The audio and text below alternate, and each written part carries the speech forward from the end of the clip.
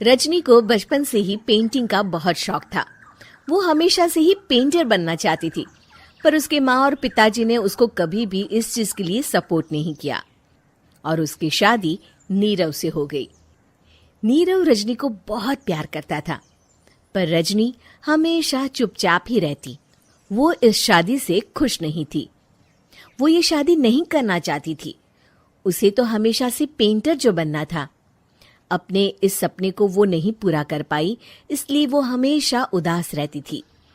रजनी, बहुत ही बढ़िया फिल्म लगी है, कल देखने चले? नहीं जी, कल मुझे बहुत काम है, मैं नहीं जा पाऊंगी।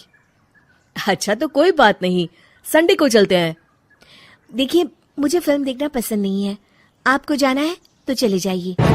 नीरव को मना करके रजनी वहां से चली जाती है और अपने बैग को खोलकर उसमें बंद पड़े ब्रश और कलर्स को देखकर रोने लगती है। रजनी, चलो ना कहीं बाहर खाने चलते हैं, कुछ तुम्हारी पसंद का। जी, मुझे नहीं जाना, मेरी तबीयत ठीक नहीं है। रजनी वहां से चली जाती है। नीरव को समझ नहीं आता कि रजनी उससे इतना दूर क्यों रहती है। वो जब भी उसके साथ वक्त बिताना चाहता है, रजनी कोई ना कोई बहाना बना देती है। एक दिन घर पर कोई नहीं था। रजनी घर का सारा काम जल्दी से खत्म कर लेती है। घर पर अकेले होने के कारण वो सोचती है कि वो आज पेंटिंग करेगी। वो अपने कमरे में जाकर पेंट ब्रशेस और कलर्स निकालकर जैसे ही कलर मिक्स कर रही होती है कि दरवाजे पर बेल बज जाती है। अब कौन आ गया इस वक्त? इतनी मुश्किल से तो मुझे पेंट करने का मौका मिला है। रजनी दरवाजा खोलती है तो उसकी सास अपनी सहेलियों के साथ खड़ी होती है और सब घर के अंदर आ जाते हैं।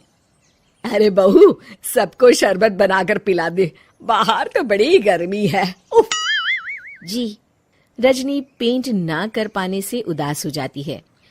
उसे गुस्सा भी आ रहा होता है कि उसने इस शादी के लिए हाँ क्यों कह दी। वो रसोई में जा रही होती है कि उसकी सास उसे रोकती है।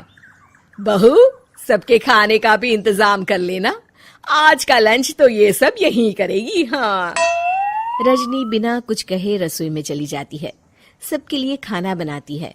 सब खाना खाते हैं और रजनी घड़ी देखती है कि ये सब कब जाएंगे ताकि वो अपनी पेंटिंग कर सके। जब शाम होती है तब सब चले जाते हैं अपने घर। अरे बहू, सब तेरे खाने की तो बहुत तारीफ कर रहे थे, सबको बहुत अच्छा लगा खाना। आपको मुझे सुबह बताना चाहिए था ना कि आपकी सहेलियां आ रही है। पता भी है कितना वक्त लगा सारा खाना बनाने में। अरे बहू, तू ऐसे कैसे बात कर रही है मुझसे? तो और कैसे बात करूं? मैं इस घर की कोई नौकरानी नहीं हूं कि इतना काम करूंगी। रजनी अपने कमरे में जाकर दरवाजा बंद कर लेती है। शाम को जब नीरव आता है तो उसकी माँ उसे पूरी घटना के बारे में बताती है। क्या रजनी ने आपसे इस तरह बात की माँ? हाँ, और पता नहीं उसे क्या हो गया है, शाम से बाहर भी नहीं आई है। मैंने तो कई बार आवाज दी, खाना भी नहीं खाया उसने। तू ही बात करके देख ले बेटा। नीरव अपने कमरे का दरवाजा खटखटाता है। रजनी, दरवाजा खोलो, मैं हूं। रजनी दरवाजा खोलती है और फिर वापस जाकर अपने बिस्तर पर लेट जाती है। रजनी, माँ से बात करने का ये क्या तरीका है? मैंने कोई गलत बात नहीं की है। अरे तुम क्यों ऐसे बर्ताव कर रही हो सबके साथ? क्या तुम इस शादी से खुश नहीं हो? रजनी कुछ नहीं बोलती। अरे बताओ मुझे रजनी, क्या ये शादी तुम्हारी मर्जी के खिलाफ हुई है? हाँ, मैं ये शादी कभी नहीं करना चाहती थी। तुमसे क्या, मैं किसी से भी शादी नहीं करना चाहती थी। रजनी रोने लगती है। चुप हो जाओ रजनी, बताओ मुझे, तुम क्यों नहीं करना चाहती थी शादी? रजनी बेड के नीचे से अपने पेंटिंग्स, कलर्स, ब्रश, पेपर्स निकालती है। इतने में उसकी सास भी कमरे में आ जाती है। ये देख रहे हो, ये थे मेरे सपने।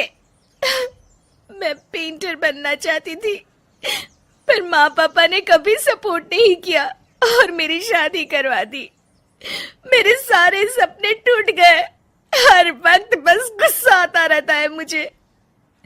मैं जानती हूँ कि आप लोगों की इसमें कोई गलती नहीं है, पर मैं क्या करूं, मुझे समझ में नहीं आता।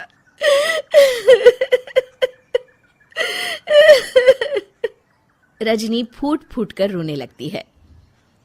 मुझे माफ कर दीजिए, आप दोनों के साथ मैं बहुत बुरा बर्ताव कर रही हूँ। अरे रजनी बेटा, चुप हो जाओ तुम। नीरव पानी लेकर आता है। ये लो पानी पियो और शांत हो जाओ। रजनी पानी पीती है और उसकी सास पेंटिंग्स देख रही होती है। अरे नीरव, हमें तो पता ही नहीं था कि हमारी बहू कलाकार है। अरे कितनी अच्छी पेंटिंग्स बनाई है, देखो तो। ये वाली तो मैं अपने कमरे में ले जाऊंगी। आपको ये पेंटिंग्स अच्छी लगी? अच्छी नहीं, बहुत अच्छी लगी। और तुमने हमें बताया क्यों नहीं? तुम जब चाहे पेंटिंग कर सकती हो रजनी। हम तुम्हारे सपनों को पूरा करने में तुम्हारा पूरा साथ देंगे। हाँ बेटा, हम कला की कद्र करते हैं। हम कलाकार तो नहीं, पर मुझे गर्व है कि मेरी बहू एक कलाकार है। रजनी, नीरव और सास तीनों हंस पड़ते हैं।